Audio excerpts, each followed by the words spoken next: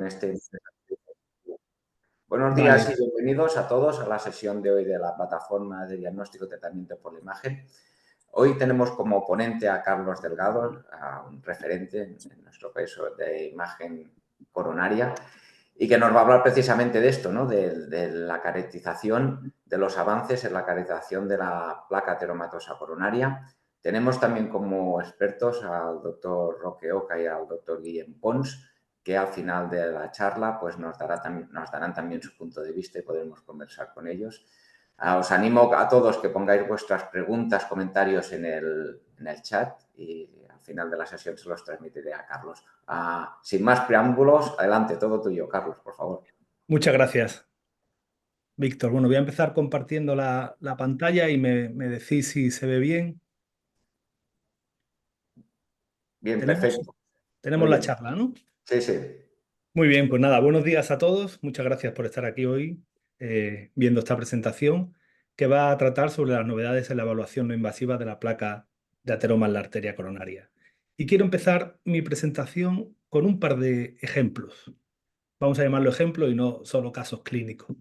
Juanjo es un señor jubilado que tiene 78 años y que tiene unas molestias torácicas leves, ¿no? Él sabe que tiene el colesterol alto, se lo han dicho siempre, cada vez que se ha hecho una analítica, y nunca ha tomado estatina porque tiene un amigo que la toma, que le duelen los músculos, que le duelen las piernas, entonces, no las toma, ¿no? Pero recientemente uno de sus amigos de la partida, pues ha muerto de un infarto de miocardio y él está preocupado. Está preocupado con lo que tiene y va al cardiólogo. El cardiólogo le explora, le pide una analítica y ¿qué les recomienda? Pues un TAC de coronaria. Y este es su TAC de coronaria donde se ve varias lesiones en las arterias coronarias, enfermedad calcificada difusa con una estenosis moderada en la DAME. Bien. Este es otro caso. Este es Diego, un chico deportista de 44 años, que es corredor habitual, que hace 2 medias maratones al año y que un día, haciendo un entrenamiento, nota pues, como un dolor en el pecho, un disconfort que no lo sabe tampoco definir muy bien, tal. También es un hombre preocupado, es un hombre que está muy preocupado por su físico, por su manera de vivir, ¿no? Y entonces pues va al cardiólogo y también le solicita un TAC de coronaria. Y en el TAC de coronaria lo que vemos es una enfermedad por una placa no calcificada en la DA que condiciona una estenosis pues no significativa, menor del 70%. Bien, ¿y qué ha pasado con estos dos pacientes 2 años después? Bueno, pues Juanjo camina 40 minutos diarios, no ha tenido más episodios de dolor torácico, decidió tomar estatinas y está pues tranquilamente disfrutando de su jubilación.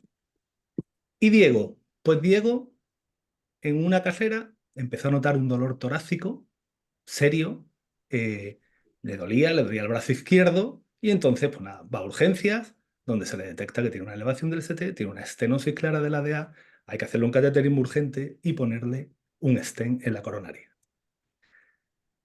¿Qué es lo primero que quiero dejar claro en esta charla? Bueno, pues lo primero es esto, que la predicción de eventos coronarios adversos sigue siendo algo desafiante y que placas que no tienen estenosis y que nos parecía que no eran nada, pues son placas que efectivamente pueden causar un evento cardiovascular serio.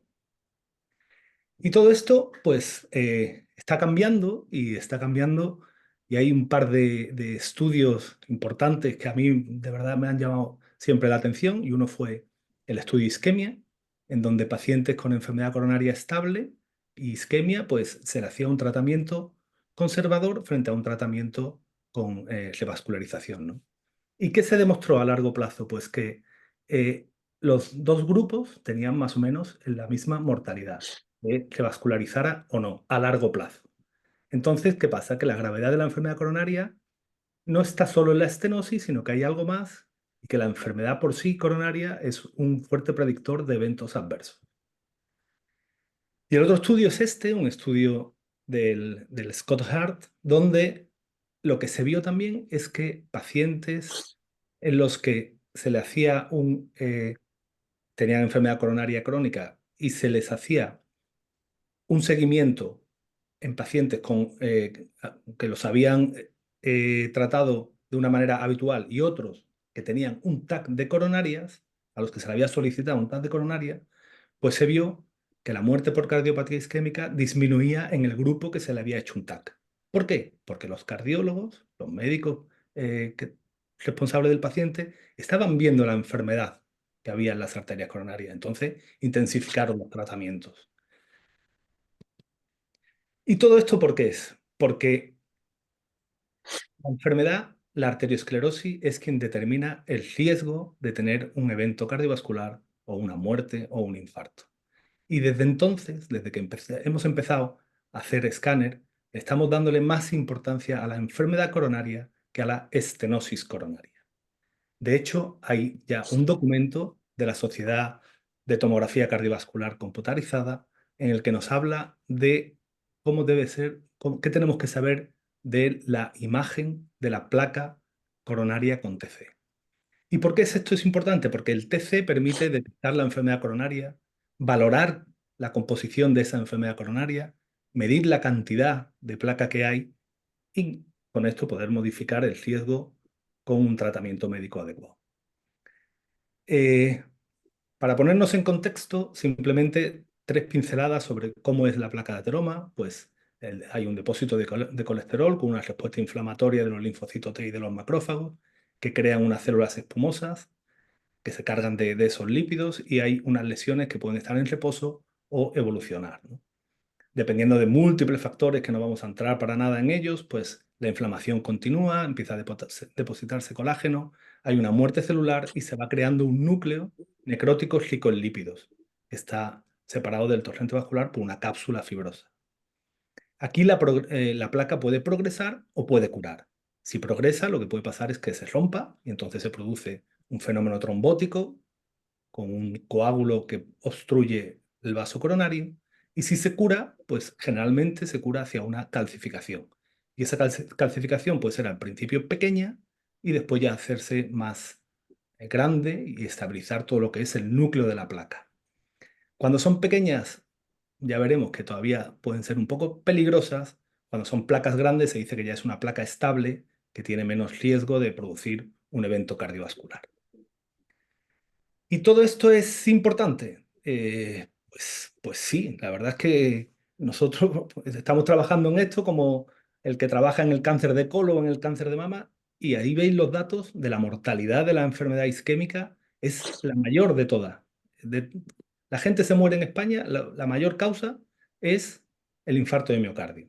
En el 2022 hubo casi 29.000 fallecidos, y esto corresponde casi a un 7% de las defunciones. Y en este metaanálisis nos dicen que la enfermedad coronaria es muy prevalente, o sea, un metaanálisis con 49.000 pacientes donde nos dicen que todos aquellos que se van a hacer un TAC de coronaria, más de un tercio, 1 de cada 3, vamos, tienen enfermedad coronaria en el momento del diagnóstico. Y de estos, el 10% tienen una enfermedad coronaria que es obstructiva, o sea, estamos ante una enfermedad muy importante. Y ya desde los primeros estudios de TAC se vio que hubo quien dijo, bueno, pues vamos a ver qué pasa con los que tienen enfermedad y los que no. Y lo que quedó claro es que los pacientes que se les hacía un TAC y no tenían enfermedad coronaria eran pacientes que a largo plazo no les iba a pasar nada, no iban a tener un evento cardiovascular. Y esa fue una de las grandes fortalezas del TAC. Y sin embargo, aquellos que tenían enfermedad coronaria, fuese obstructiva o no, podían tener eventos cardiovasculares. ¿Y de qué manera éramos capaces de evaluar el TAC, la predicción de tener eventos cardiovasculares? Bueno, pues también desde el principio prácticamente se empezó a ver con el estudio CONFIRM que la sensibilidad y la especificidad del TAC para predecir eventos cardiovasculares era mayor incluso que aquellas tablas tipo Framingham o el ATP3 que habla sobre el síndrome metabólico o las escalas de Maurice de la prueba de esfuerzo. Bueno, pues el TAC tenía mayor capacidad para detectar el futuro, la predicción de eventos cardiovasculares en los pacientes. Bueno, ¿cuál sería otra segunda enseñanza? Pues que el diagnóstico por TAC coronaria de la placa sirve para identificar pacientes de riesgo e incluso puede ser mejor que los parámetros clínicos clásicos. ¿Y por qué? Pues porque nosotros lo que vamos a ver es la enfermedad coronaria y sabemos que la enfermedad coronaria, cuando hay una ruptura de la placa, pues se produce un infarto de miocardio. Y nosotros lo que tenemos que saber es cuáles son las placas que van a producir ese infarto de miocardio. ¿Y podemos nosotros saberlo? Bueno, pues hay 4 factores claves que contribuyen a que una placa condicione una ruptura y que sea una placa, por así decirlo, de alto riesgo. Y esos factores son el tipo de placa, cómo es la placa, la carga de la placa, qué cantidad de placa hay, si tiene o no actividad, que incluso podemos llegar a verlo, y si hay trombo, pues ya es que lo estamos viendo prácticamente in situ, ¿no? Bien, vamos a empezar valorando un poco cómo es el tipo de la placa. ¿Qué tenemos que decir nosotros sobre cuando nos encontramos una placa de ateroma en la coronaria? Bueno, pues ya hemos visto que una placa que tiene probabilidad de romperse es aquella que tiene un núcleo necrótico, o que es grande, o tiene un remodelamiento positivo, calcificaciones puntiformes, hemorragias o una cápsula fibrosa fina. ¿Y puede el TAC valorar todo esto? Pues sí, y de hecho esto fue motivo de una editorial y con muchos comentarios y con mucha polémica, pero al final lo que nosotros podemos decir es que somos capaces de ver todas esas características, excepto las de la cápsula fibrosa fina, que eso no puede verlo el TAC, lo ve el IBUS, y además de una manera no invasiva. Cuando nosotros vemos una enfermedad coronaria, tenemos que valorar cómo es el núcleo de la placa, porque sabemos que diferentes composiciones de la placa, según lípido y calcio que tenga, hace que la placa sea diferente y tenga más probabilidad de romperse. Y lo primero que tenemos que hacer es medir la densidad de la placa. Como radiólogos, nosotros nos pasamos el día midiendo órganos, estructuras y lesiones, pues una de las cosas que nos tenemos que acostumbrar es a medir la densidad cuando veamos una placa que claramente podemos medirla, ¿no? Y sabemos que placas de baja atenuación, con menos de 30 unidades Hanfield, son placas que tienen una cápsula fibrosa fina, que tienen mucha cantidad de lípidos y que son placas con tendencia a la ruptura. Otra cosa que tenemos que ver es si la placa está afectando solo a la pared o a la pared y a la luz. Sabemos si tiene remodelamiento positivo. El remodelamiento positivo es cuando la placa empieza a crecer en la pared y se hace mayor el diámetro que el diámetro normal de la luz vascular, ¿no? O sea, es un índice que nosotros podemos medir viendo dónde está la placa y dónde está la luz, y si ese índice es mayor de 1, se dice que la placa está con un crecimiento de remodelamiento positivo. Y esas placas también se saben que son placas más vulnerables. Otra cosa, como dijimos antes, es ver el calcio que tienen las placas. Las placas, cuando empieza la respuesta curativa, se calcifican, y hay algunas que ya vemos que tienen una calcificación completa del núcleo de la placa. Estas suelen ser aquellas que miden más de 3 milímetros, y estas son placas estables. Sin embargo, como comentábamos antes, hay placas que son placas más pequeñas, menor de 3 milímetros, que son puntiformes, que se les denomina que tienen una calcificación spotty, y estas placas se sabe que tienen más riesgo de romperse. ¿Y por qué tienen más riesgo de romperse? Pues por 2 cosas. Porque se sabe que cuando empieza la calcificación disminuye la producción del colágeno, y entonces esto hace que la pared de la arteria sea más vulnerable, o porque hay un mecanismo de fuerzas de estrés con esa placa que empieza a calcificar, que hace que se pueda romper. Estas son las teorías que nos dicen de por qué una placa con estas calcificaciones puntiformes puede romperse. Y nosotros tenemos que estar atentos a ver ese tipo de calcificación, que son sutiles, y comentarlas en el estudio. Después hay otro tipo de signo, que es el signo del servilletero, que la verdad es que, aunque está descrito, para mí es muy complicado de ver, y son placas que son de baja atenuación y que se rodea por un anillo fino hiperdenso, y que son placas que se llaman en servilletero y que también son placas de alto riesgo con capacidad para romper. Bueno, Siguiente enseñanza que me gustaría que quedase clara de esta charla, pues que existen determinadas características morfológicas en la placa de ateroma que el radiólogo debe reconocer para indicar que estas placas pueden ser placas de alto riesgo. ¿Y qué valor tienen este tipo de placas en el síndrome con respecto al síndrome coronario agudo? Bueno, pues está estudiado ya también desde hace tiempo y se sabe que placas con dos características de las que hemos comentado tienen mayor probabilidad de producir un evento cardiovascular agudo. O sea, tampoco podemos decir esto es una placa de alto riesgo porque tiene un remodelamiento positivo. No, habría que buscar un par de hallazgos para decir que es una placa de alto riesgo. Bueno, y esto pues está también demostrado con diferentes estudios e incluso se sabe que la suma de las características morfológicas de placa de alto riesgo junto con una estenosis significativa son los pacientes que van a ir peor. Bien, la placa de alto riesgo se asocia fuertemente con un síndrome coronario agudo. ¿Y qué pasa con la enfermedad coronaria estable? Bueno, pues este trabajo de Williams nos hablaba que eh, si valoramos las placas no obstructivas o las placas obstructivas, dependiendo a los 2 o a los 5 años qué pasó con estos pacientes, si tenían características de placas de alto riesgo, pues efectivamente había más probabilidad de evento cardiovascular a largo plazo. Y esto se multiplicaba hasta por 10 cuando la placa era obstructiva y tenía encima características de placa de alto riesgo. Pero, ¿qué nos decían también en este estudio? Bueno, pues nos decían que cuando empezaban a meter ya más variables, como por ejemplo era el calcio score, que se tenía en cuenta ya no solo la estenosis, sino la característica de la placa, sino que se hablaba de meter carga de placa global, pues decía que el componente de cómo es la placa de ateroma deja de tener un poco su valor pronóstico per se y hay algo que está influyendo, que es la cantidad de placa que presentan los pacientes. O sea, que no solo nos podemos quedar con características morfológicas de la placa, sino que tenemos que evaluar la carga de placa global que tiene un paciente. Y esto es un atributo que para un TC muy sencillo de verlo, es una variable nueva en el CASAT. Los que informéis y pongáis el CASAT no os podéis olvidar nunca de poner la cantidad de carga de placa que hay, que esto se denomina con la letra P y que se asocia a un evento de eventos adversos coronarios, ¿no?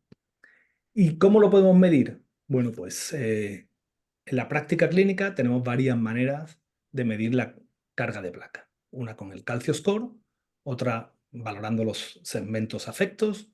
Podemos hacer una evaluación cualitativa o ojalá pudiéramos siempre cuantitativa. El calcio score, bueno, pues todos conocemos, esto ya está más requete conocido, ¿no? Es muy sencillo, pero ¿qué problema tenemos si usamos solo el calcio score para la valoración de la carga de placa? Pues que solo vamos a ver la placa calcificada. Entonces estamos quedándonos con mucha carga de placa que no la tenemos, ¿no? Con lo cual, bueno, pues tiene su límite. La puntuación por segmentos afectados, lo que se denomina SIS, es pues en cada uno de los segmentos coronarios, si tiene placa coronaria, se le da una puntuación. Así, este paciente que tiene 3 lesiones coronarias en 3 segmentos diferentes, pues sería un SIS 3. Y entonces podemos decir que tiene una carga de placa leve. Si tiene muchos segmentos afectados, pues como este ejemplo, pues sería un SIS 9 y es una carga de placa severa. Es un método muy sencillo para evaluar la carga de placa. Lo hay más sencillo todavía, pero claro, menos reproducible, ¿no? Que es la cualitativa, estimación visual cualitativa. Uno ve, dependiendo de la cantidad de vaso y cómo esté la afectación, decir si es leve, moderado, grave o severo, como serían estos ejemplos, ¿no? Pues leve si tiene solo una placa y severo ya si vemos mucha enfermedad coronaria. Y después está la evaluación cuantitativa, que esto es lo que nos va a llegar, que esperemos que llegue con unos sistemas adecuados y que nos quiten trabajo y que podamos hacerlo de una manera sencilla y fiable, pero que todavía lo tenemos en el futuro y no está implementándose en la práctica clínica, ¿no? ¿Y qué va a pasar? Bueno, pues va a pasar que vamos a meter los estudios en sistemas de inteligencia artificial que nos van a diseñar bien cómo es la carga de placa, que nos van a dar los valores que tiene de placa de calcio, la cantidad de volumen de placa pues, no calcificada, si tiene estenosis o no. Y esto es lo que esperamos todo que, pues, que vaya viniendo próximamente y que nos digan sistemas como estos, pues análisis tan exhaustivos como pues tiene tantos milímetros cúbicos de placa total, tanta placa es calcificada, tanto porcentaje es placa de baja atenuación, etcétera, etcétera. Y esto está claro que un radiólogo por sí solo no lo puede hacer y va a necesitar de herramientas como estas de inteligencia artificial. Son técnicas poco disponibles que no se utilizan y que están empezando a validarse y ya veremos de cómo va todo esto, ¿no? Lo que sí es verdad es que, bueno, ya empieza a haber incluso trabajos sobre esto y sabemos que si hay un porcentaje de placa de baja atenuación que han puesto un límite del 4%, si hay superior al 4%, los pacientes tienen más probabilidad de tener eventos cardiovasculares. Otra enseñanza. La carga global de placa es predictiva de futuros de eventos cardíacos vasculares mayores, independientemente de los factores de riesgo cardiovasculares y de si la placa es obstructiva o no. Por tanto, no olvidéis nunca de, en vuestros informes, hablar de la carga global de placa. Otro tema es la actividad de la placa. Este tema es más complicado porque tampoco nos atañe tanto a nosotros como radiólogos, ¿no? Sino es un tema más de la medicina nuclear. Pues se ha visto que hay eh, determinadas moléculas, sustancias, como es el fluoruro de sodio, que se une a las microcalcificaciones de la placa y entonces se puede ver si hay o no actividad de esta molécula y ver si hay actividad de una placa. Y más recientemente, lo que se está hablando es de la inflamación de la grasa pericoronaria. O sea, hay una estrecha relación entre la pared del vaso y la grasa justo adyacente a la pared del vaso, no la del epicardio, toda la del epicardio, sino justo la que está adyacente a la pared del vaso.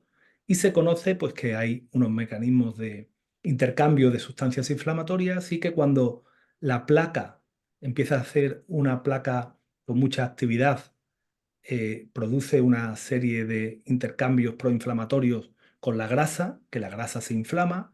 Al inflamarse la grasa disminuye el tamaño celular, disminuye el contenido de lípidos y lo que hace es aumentar la densidad. Y en vez de tener una densidad normal de menos 190 mHz, pues sube hasta menos 30. Y esto también es algo que no podemos verlo nosotros con nuestros propios ojos, sino que necesitamos de herramientas de radiómica que nos digan cómo es la densidad de esa grasa pericoronaria, ¿no? Pero sí es verdad que también están saliendo ya artículos donde se nos dice que en pacientes con síndrome coronario agudo, pues está claro que la grasa en estas placas responsables del síndrome coronario agudo, la densidad es mayor que en una placa que no tiene actividad en pacientes que no han tenido un síndrome coronario. Y por último, la valoración de la trombosis, que bueno, aquí siempre el trombo se ve mejor con la resonancia, la sangre se puede ver, pero bueno, esto es algo que está claro que es un factor que influye a la hora de que producirse un evento cardiovascular, pero esto no es lo que vamos buscando. No lo podemos encontrar alguna vez, pero no es algo que el radiólogo vaya a ir buscando el tener o no un trombo en la placa. También hay, por supuesto, artículos donde nos dicen que si hay trombo, pues van a ir peor estos pacientes. Bueno, y con todo este panorama y con todas estas cosas que hemos dicho, ¿qué surgen dudas, ¿no? ¿Qué controversias hay? Bueno, pues, ¿cómo vamos a instaurar todos estos datos en la práctica clínica? Está claro que sin los sistemas de soporte de inteligencia artificial, pues no vamos a poder. ¿Cuál va a ser la información más útil? La placa de alto riesgo, la carga de placa, la afectación inflamatoria. Bueno, pues eso es algo que también tendrá que irse dilucidando, ¿no? Habrá que validar y estandarizar estas técnicas, eso sí que es importante, o sea, no puede ir cada una de las plataformas por su lado, sino que tendrán que agruparse y ver cuáles son realmente los factores y la manera de hacerlo mejor. Y bueno, pues habrá que hacer estudios longitudinales, que ya sé que hay algunos que están en curso y que nos irán aportando luz a lo largo de estos años. Y después hay otra cosa que tampoco podemos perder el rumbo. Esto es simplemente factor de riesgo. O sea, nos está diciendo probabilidades, nos está diciendo qué va a pasar con estos pacientes, qué puede pasar con estos pacientes. Pero está claro que el objetivo clave sigue siendo mejorar los síntomas de los pacientes y la calidad de vida. Y que para esto todas las evaluaciones centradas no en placas, sino en isquemia, es fundamental. Pues para ponerle un stent a un paciente o una revascularización de cualquier tipo y que el paciente mejore su clínica, ¿no? Lo que sí es que estamos en el inicio de una nueva era, una nueva manera de ver la enfermedad coronaria, que antes, hace unos años, no la teníamos, que esto va a mejorar el enfoque de la placa de ateroma que conlleva el infarto, que vamos a hacer una medicina más personalizada y que ojalá todo esto pues, sirva pues, para, como ponen en este estudio, no solo hacer una prevención secundaria cuando ya se ha producido un evento cardiovascular, sino que seamos capaces de detectar la enfermedad subclínica y empezar una prevención, anticiparnos la prevención secundaria al momento de la detección de esa aterosclerosis subclínica y esto mejore finalmente pues, la mortalidad y la vida de nuestros pacientes. Y eso es todo. Muchas gracias. Muchas gracias a ti, Carlos, por esta excelente presentación, espectacular revisión del papel que juega el TAC en abordar el tratamiento, bueno, y el diagnóstico de la cardiopatía isquémica, ¿no? Me has enseñado realmente mucha información y una de las controversias, sin duda, es cómo poner toda esta información en la práctica clínica Sin día a día. duda. No hay ninguna pregunta en el chat. Yo, mientras la gente se anima a escribir, y una de las controversias que quería poner encima de la mesa para discutir con vosotros es el rol del score calcio, ¿no? Ya has mostrado que con el score calcio te pierdes la placa blanda, pero que es una técnica muy fácil, muy sencilla y muy útil en pacientes asintomáticos. Sintomáticos es otra cosa. Incluso hay algún trabajo, creo que era un subestudio del Confirm, que si tú tenías más de 300, de valor de score calcio, eso se equivale a haber tenido un evento coronario previo y podrías hacer ya como prevención secundaria, ¿no? ¿Qué te parece todo esto? Y si deberíamos hacer más score calcio, porque la información que aporta es importantísima. ¿O no? No lo sé. ¿Qué pensáis? Bueno, Carlos y después el resto, sobre el rol del score calcio y si está infrautilizado o al final acabemos haciendo ataque de coronarios con contraste a todos para ver bien la placa blanda y todo como has comentado. Dime. ¿Me oís bien, verdad? Sí, sí, sí, sí, Esto se perfecto. ha perdido un poco aquí en la pantalla, no sé dónde le he dado, que no os veo. Te veo solo a ti, Víctor. Ah, Bueno, yo con respecto al score calcio siempre he sido un poco reacio, siempre, porque era simplemente ver el calcio de las arterias coronarias. Es verdad que no voy a poner aquí ni mucho menos en duda el papel del calcio coronario, que ha servido para mucho, pero para dar la carga de placa global, hoy en día me parece que no es adecuado, porque sabemos que hay pues otra placa y que tiene más importancia incluso que la placa calcificada, con lo cual pues no le veo sentido, le veo más sentido hacer una estimación de la placa con el SIS o visual que solo el calcio score. uh-huh, Entonces me parece que siempre, como el calcio score siempre se hacía, pues porque para ver si había mucho calcio antes, porque si había mucho calcio no hacíamos el estudio, porque radiábamos mucho, y entonces, bueno, etcétera, ¿no? Todo lo que pasaba al principio con el TAC. Pues ahora mismo, para mí no tiene uh-huh, mucha validez, ¿no? Mucho aporte. uh-huh. ¿Estáis de acuerdo el resto con lo que Bueno, hola, hola a todos que me he conectado más tarde por problemas técnicos.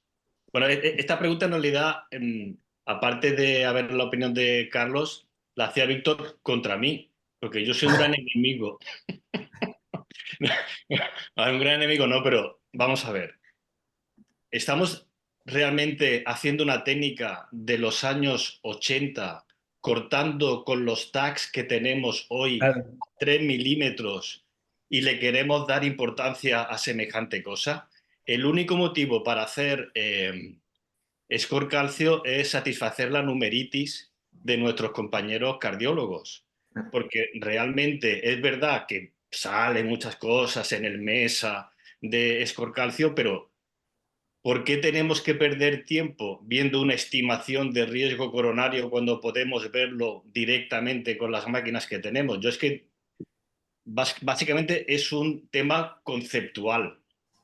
O sea, que a estas alturas todavía tengamos que darle vueltas a una técnica de hace 50 años con una tecnología que hoy en día la ha ampliado o la ha sobrepasado de manera evidente, simplemente porque salen artículos, en fin, estudios de determinados estudios que te sale una P significativa. Yo es que en el día a día, sinceramente, bueno, no lo hago. No sé qué pensáis, Roque, Guillem, sobre el tema. Bueno, hemos discutido muchas veces con Alberto sobre la base de casos prácticos pues de estos temas y realmente es interesante, pero yo le voy a un poco. A ver, el electrocardiograma es una técnica que tiene mucho más tiempo que el score cálcico y sigue siendo de primer orden. ¿Por qué? Porque es muy práctico, porque mucha gente sabe interpretar un electrocardiograma, porque lo puede hacer una enfermera, porque se hace en 5 minutos, porque no implica riesgo alguno. Es decir, la información que se obtiene no es despreciable, aunque por supuesto somos conscientes de que puede hacer mucho más hoy en día el escáner.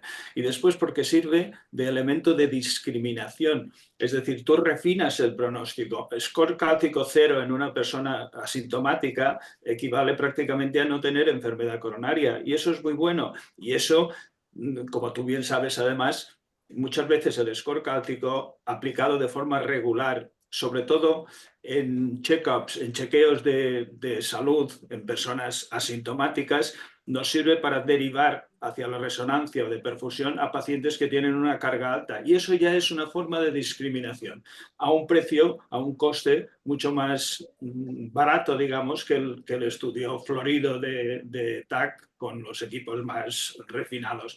No me parece digamos, muy práctico el utilizar todo el armamentario que tenemos ahora de forma sistemática en todos los pacientes, estén asintomáticos o no, para ver el último recodo de las arterias coronarias, porque probablemente no sería práctico desde el punto de vista, digamos, de rentabilidad que nos interesa. O sea que todavía, a mi juicio, hay un espacio para el score cálcico. Lo que pasa es que, bueno, no sé. Supongo que sabes que desde el punto de vista del radiólogo resulta, bueno, un poco repugna meter a un paciente dentro de un escáner para hacer solo un score calcio.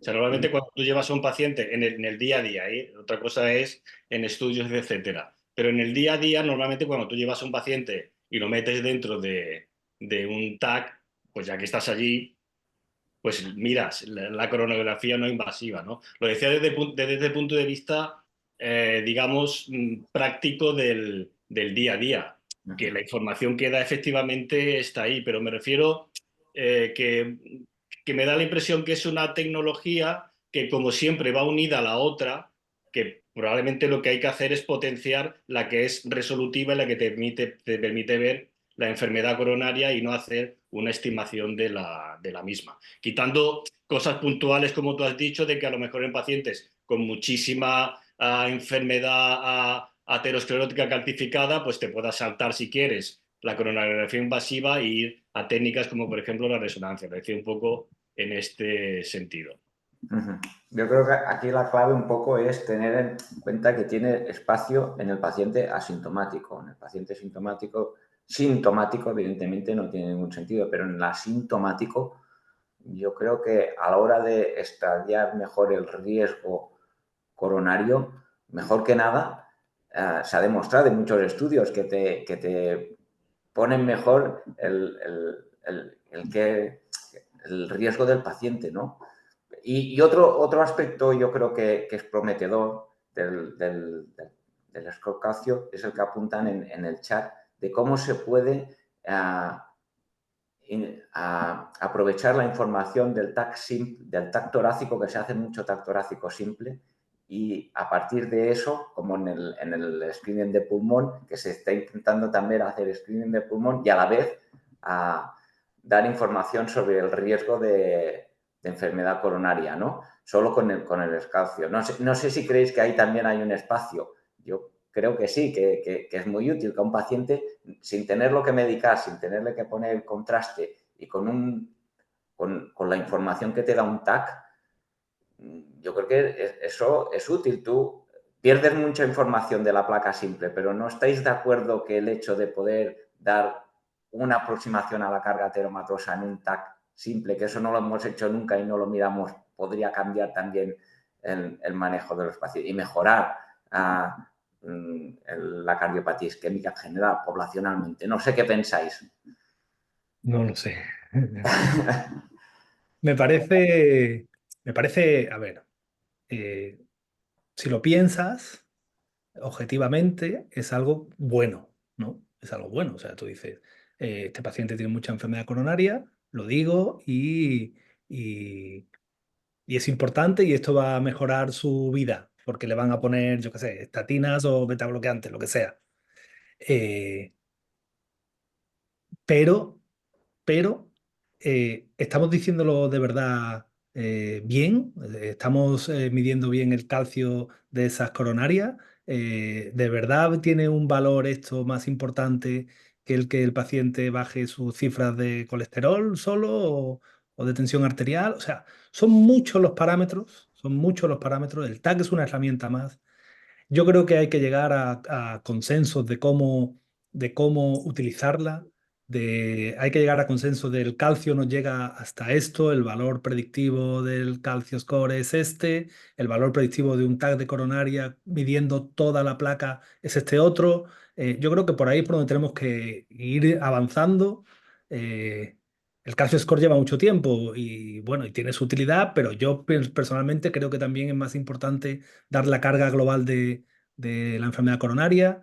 Si podemos verlo en un TAC de tórax, la carga global de coronaria es fenomenal, lo diremos, pero si no, pues no, yo creo que vamos a tener que ir acotándonos un poco y que cada cosa tiene su importancia en su momento adecuado, ¿no? Creo que hay que abordarlo de una manera seria y global. Por lo que opinas y tal, interpreto que sí o sí la carga de placa tiene que ser cuantitativa. Lo que pasa es que hoy en día la mayoría de gente lo está haciendo semi-cuantitativa, ¿no? O A ver, para informar el CARRAX todavía nos falta llegar a eso. No es la hombre, realidad. claro que sí, Víctor. Antes, cuando hacíamos los TAC de coronaria, teníamos que nosotros hacíamos MPS para valorar la placa. No teníamos ni MPS curvos. O sea, todo esto va a ir entrando y ya lo veremos de aquí a 10 años, pero es algo que sin duda va Sí, sí. en su utilidad y va a entrar. Yo, de todas maneras, personalmente, con esto del TAC de tórax, yo sí lo digo cuando lo encuentro relevante. Es decir, Ya, sí, si yo eso hago sí. un TAC de tórax de un paciente de 55 años que veo que tiene calcio en los 3 vasos, digo aumento de calcificación parietal coronaria para edad y sexo del paciente, aunque no le haya hecho un escolcalcio, porque todos sabemos que este paciente, si le haces un Agaston, te va a salir alto. Y de hecho, muchas, no es raro que reciba alguna indicación de TAC coronario porque le han visto calcio en el TAC de tórax.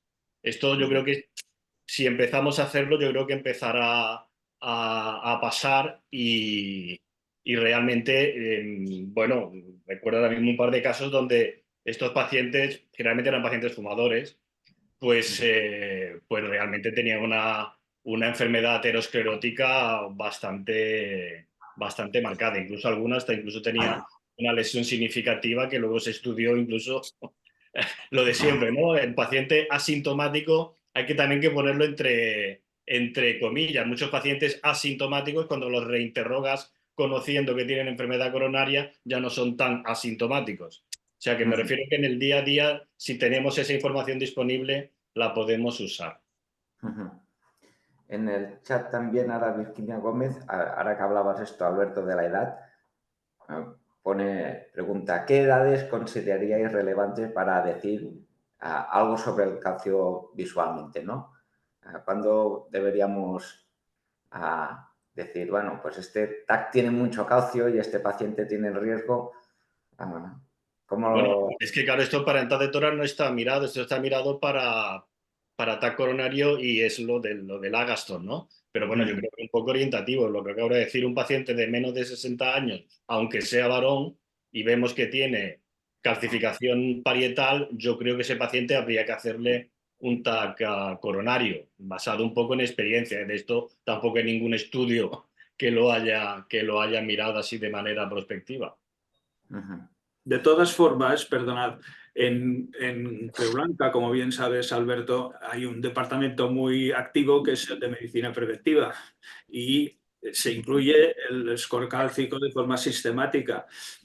Y yo creo que es útil, es decir, buen número de pacientes que se derivan, como sabes, a TAC, digamos, de contraste de coronarias o a resonancia directamente de perfusión, provienen de esa fuente. El volumen de pacientes es alto cuando estamos hablando de cardiología preventiva. La diferencia entre hacerles solo el score cálcico, que ya hemos dicho en sus características, o hacerles una coronariografía no invasiva completa, es grande desde el punto de vista logístico. Entonces, yo soy defensor del score cálcico en ese segmento, el de paciente asintomático, que se hace una estimación del riesgo cardiovascular. De la misma forma que nadie prescindiría de la toma de tensión arterial o de medir el colesterol, y resulta que el score cálcico tiene más impacto en el pronóstico que el colesterol o la tensión arterial aisladamente considerados. Es decir, hay un hueco para el score cálcico, a mi juicio. Sí, un poco en esta línea, también María Olivera pregunta que si el score calcio se hiciese de forma sistematizada, de forma sencilla y universal, tendría mucha utilidad. Estamos hablando de pacientes que vienen por otro motivo y hay publicaciones de cardiólogos interesados en el tema. Bueno, estamos monopolizando la discusión con el score cálcico. Yo creo que el TAC, como ha enseñado Carlos, tiene un potencial brutal a la hora de caracterizar la placa y dar mucha más información, mucho más allá que el score calcio. Lo que pasa es que el score calcio es rápido, sencillo, fácil de calcular e incluso podemos sacar información de las clasificaciones con TACs no dirigidos a hacer estudios coronarios y tiene, como ahora decía Guillem, pues aporta información como puede ser la tensión arterial y otros parámetros para ver el riesgo de enfermedad coronaria. Pero para nada tiene que sustituir, ¿no? Supongo que estáis de acuerdo con toda la información que nos ha enseñado Carlos, que es brutal, que nos ofrece el TAC sobre la caracterización también de la placa blanda, sobre el grado de estenosis, incluso sobre la actividad de la placa.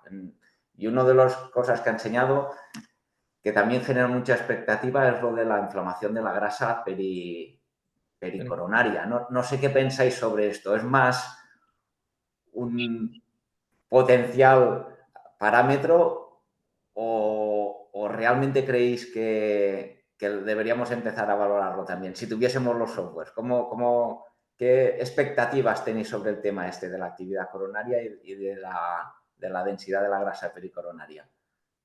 Carlos. Pues expectativas muchas, realidad ninguna porque no lo hago, ¿no? Entonces, expectativa, hombre, yo creo que es un parámetro más que está claro que si se demuestra y tienes un software adecuado para verla, pues te puede decir sobre todo cuál es la placa que podido ser responsable del evento o si hay una actividad importante que haya que tener más en cuenta pues, para la hora del tratamiento. O sea, es un parámetro más que va a estar ahí y que probablemente se utilice. Pero lo que pasa es que, ya te digo, Víctor, todo esto son un poco cosas que pueden ir surgiendo en el futuro o no, dependiendo de cómo se vaya desarrollando todo el sistema de postproceso del TAC, ¿no? Igual que tantas otras cosas que estamos oyendo de ella desde hace mucho tiempo y tampoco acabamos de tenerlas pues, porque no está disponible por precio, por validez, por lo que sea, ¿no? Te hablo del CTFFR, por ejemplo, ¿no? O sea que todos estos están ahí, se están demostrando y ya veremos hasta dónde todos los servicios vamos a tenerlo o no. Hombre, Pero lo hay que que está saber lo que claro, está ahí porque nos puede llegar perfectamente, ¿eh? lo que yo creo que está claro es que sí tiene una aplicación clínica como tal, valorar y cuantificar y medir por medir y que después eso no tenga una repercusión a la hora de tomar decisiones, pues entonces Claro. pues nos acabarán imponiendo, pero realmente es muy prometedor todo lo que viene. El Gladys Palacio pone uso de aplicación de navegador endovascular para evaluación de la placa y al grado de obstrucción del vaso. No sé si utilizáis este tipo de técnica, navegación endovascular. Supongo que se refiere a un tipo de reconstrucción O endoscopia virtual o algo así, ¿no? tipo, ¿no? Yo, Con el yo MPR es suficiente, ¿no, Carlos? Yo creo que Bueno, sí, aparte la placa ya sabemos, lo que sí que hemos aprendido es que no solo hay que ver lo que está por dentro, sino sobre todo lo que está en la pared y por fuera de la pared, ¿no? Y qué tipo de placa es, eso sí que lo veo más claro. importante que el uso de cualquier navegador que te metas dentro del vaso, ¿no? Nos quedan últimos minutos. No sé si querías añadir algo, Roque, de la interesante discusión que hemos tenido. Si... Bueno, sí, lo primero me gustaría dar la enhorabuena a Carlos por la fantástica presentación. Yo llevo ya unos años escuchándole a Carlos hablar del TAC coronario y de la placa de ateroma y me sorprende que cada vez aprendo algo nuevo. Yo creo que no se debe solo a la capacidad docente de Carlos, que también, por supuesto, sino que es un campo que sigue avanzando, que hemos visto un cambio radical en los últimos 5 años de cómo manejamos estos pacientes y que ahora parece que, bueno, vamos a hacer un abordaje, pues, quizás más fenotípico de la placa, ¿no? Por todas esas características de la carga, de los criterios de mal pronóstico, incluso de la actividad, si llega con la radiómica y, bueno, pues es posible que en los próximos 4 o 5 años tengamos de nuevo pues, un nuevo cambio en nuestra forma de trabajar con estos pacientes con cardiopatía isquémica. No sé, Guillem, si querías añadir algo más como discusión final. Bueno, únicamente por mi parte un comentario final basado un poco en la perspectiva que da el llevar muchos años en una disciplina como es la cardiología en general, no únicamente la imagen. Hace 25 años o más la angiografía coronaria invasiva era lo que se llama el cornerstone, es decir, la técnica que te permitía tomar una decisión. Y los cardiólogos clínicos suspiraban por tener una técnica no invasiva que proporcionara información sobre las coronarias. Yo recuerdo haber leído editoriales en los años 90 a la que se le denominaba el santo grial y todavía no se sabía qué técnica sería, si la resonancia o el escáner. El profesor Fuster durante unos años a finales del siglo pasado promocionó mucho la resonancia y estaba convencido de que la resonancia con su capacidad de discriminación tisular sería capaz de analizar la placa. No ha sido así, el escáner lo ha adelantado en aquella época, esto no se podía prever, pero quiero decir que toda esta evolución lo que te da es la perspectiva de que has de estar atento a lo que aparece y hay que exprimir al máximo a cada técnica y en este sentido, lo comentábamos antes fuera de cámara, por decir así, antes de la charla, el escáner es sorprendente porque a mi juicio es la técnica que ha evolucionado más de imagen en más poco tiempo y en este sentido cabe esperarlo todo. O sea que súper apasionante todo. Todas las expectativas puestas en el TAC para valoración de la placa. Alberto, no sé si quieres añadir algo para concluir. No, ya está, ¿no? Agradecer a Carlos la puesta al día y, bueno, solamente sí le quería hacer una pregunta y es que yo también he empezado a incluir lo de la P en el CAD-RAS, pero sinceramente tengo la impresión de que esto, que llegue al clínico, que el clínico le dé el valor que a lo mejor nosotros le vemos, es complicado probablemente porque sea muy pronto, ¿no? Pero te da la sensación de que tú dices un CAD-RAS 2 con P1 y un CAD-RAS 2 con P4 y me da la impresión de que esto el clínico no le va a cambiar la dosis de estatinas. No sé cuál es tu impresión. Que hay que hablar con ellos. Sí, sí, otra cosa. Hay que hablar con Otra ellos. cosa es que te hagan caso. Bueno, hay que hablar con ellos, hay que hacer algunas sesiones, hay que ir metiéndolo poco a poco. Yo creo que tiene su utilidad, Alberto, No, sí, yo y decirlo, nosotros por lo menos lo tenemos que decir. ¿Vale? Perfecto. Pues muy bien, pues estamos ya fuera de tiempo. Yo creo que ha sido una sesión muy interesante. Agradeceros vuestra participación a Roque, Guillem y Alberto, y sobre todo a la enhorabuena a Carlos por la magistral presentación que nos ha puesto al día de dónde estamos y hacia dónde vamos con la placa de coronaria, que creo que es un futuro apasionante. Sin más, si quieres añadir algo más para finalizar, Carlos, si no... Víctor, nada, simplemente daros las gracias, darte las gracias y enhorabuena a ti por este curso tan magnífico que estás haciendo y que sigas para adelante. Pues nada, Muchas gracias. que paséis todos un buen día y nos vemos en la sesión de mañana. Que vaya bien. Gracias. Chao. Gracias. Hasta luego. Adiós.